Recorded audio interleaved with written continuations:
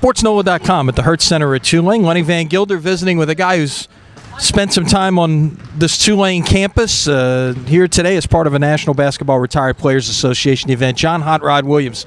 John, you've been back a few times since 1985, I know, but what is it like to be able to come back and see, first of all, the facilities now that Tulane basketball has? Well, the first time I seen the facility, I was here. I came down here while they was building them. I said, wow, I wish we had it when I was here, but, I hope that this would draw more kids to come now. When you got better facility, kids look at that, and I think that would draw more attention for people to come here.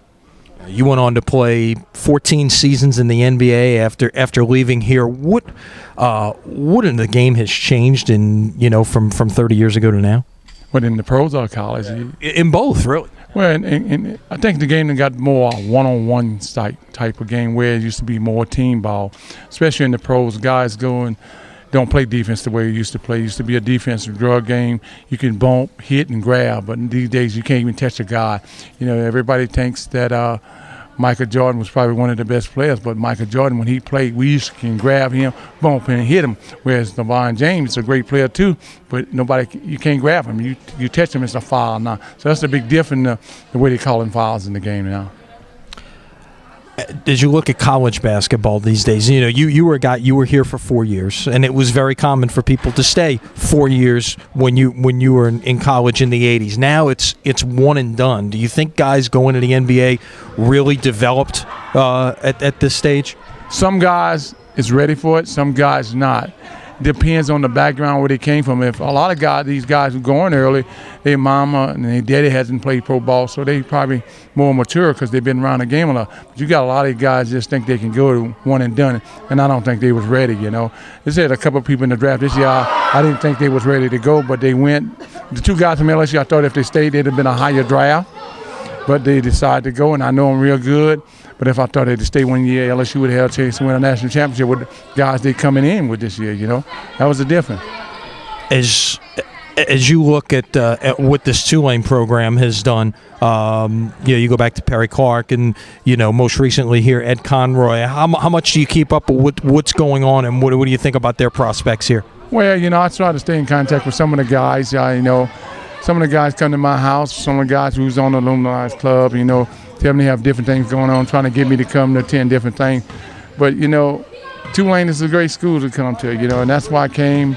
I owe everything to Tulane. I'm happy. The only thing I'm kind of sad that Tulane never retired my jersey, and why, I don't know, but I think I'm one of the best players. So, hey, but everywhere I go, I say I'm from Tulane University. That's what I don't care. I'd be happy with that name on my back. That's good to know. So there are with everything that went on in the final year there's no real bitter feelings to this place whatsoever, other than what you say that you feel like maybe some of those honors didn't come your way.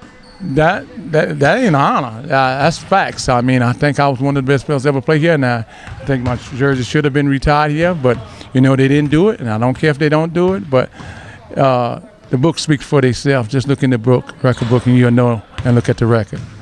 As you look back in your playing days here, I think everybody immediately points to all of those clashes down in the post with Keith Lee at Memphis State. You guys went head-to-head 8-9 times in your career here, and they were just some classic matchups over the course of your 4 years that you guys played at the same time.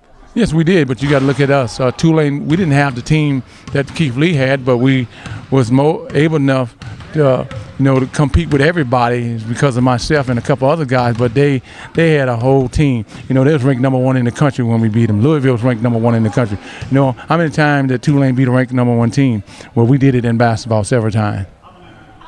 And some good memories, I'm sure, bringing back here and talk about this event and a chance to get back and give back to some of the some of the youth here in the New Orleans area and tell them a little bit about what you've done and how you can help them.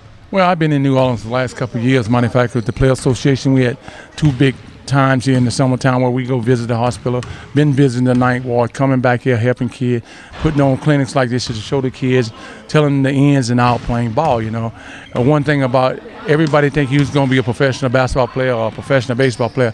I don't tell a kid that, and everybody want to be a Michael Jordan or everybody want to be a Magic Johnson. I tell a kid to be themselves.